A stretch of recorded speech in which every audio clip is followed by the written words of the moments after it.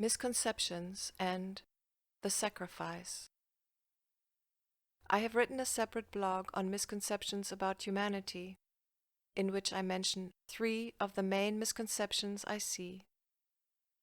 These caused disempowered thinking and blocks in our creative expression. But there's also the sacrifice, which led to probably the most misleading concept, weakening and saddening us at our core. I am convinced that we are all meant to be happy, loved, seen, and respected. However, there's a programming running in the field which made many or most of us believe that life is about the material things and making as much money as possible so that we feel important enough to be loved, seen, and respected. Our happiness can be bought here.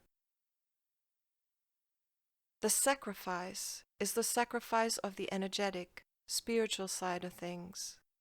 In its expression, it's the feminine side of things. When I say feminine, I mean the internal, intuitive, simple, expansive, creative side of things. Please read my blog, Divinity and the Greatest of All Tales, for more on this.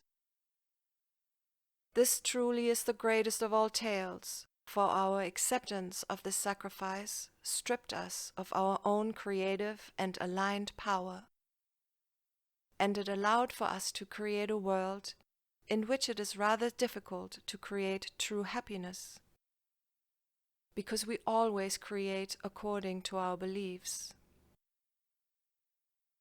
I see us living in a masculine energy world of separation, based on external material pleasures.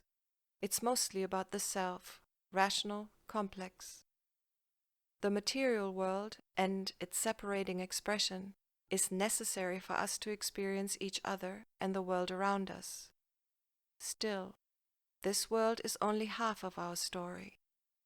We are spiritual beings, beings made of energy, experiencing self in a material world, as much as we are material beings, experiencing self in a spiritual world, a world of energy.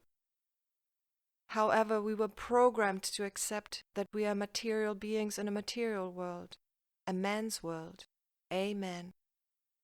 And we were blinded to the energetic, spiritual truth of things.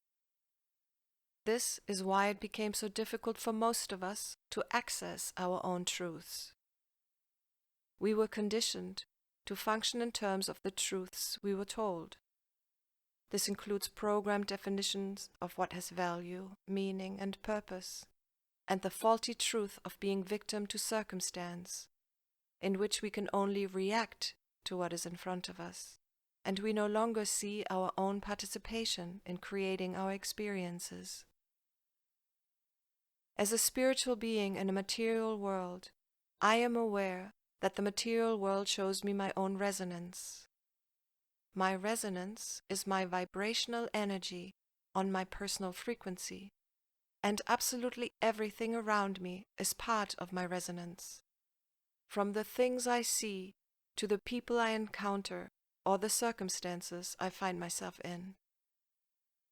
As a material being in a spiritual world, I am aware that my thinking and my emotions shape my experiences.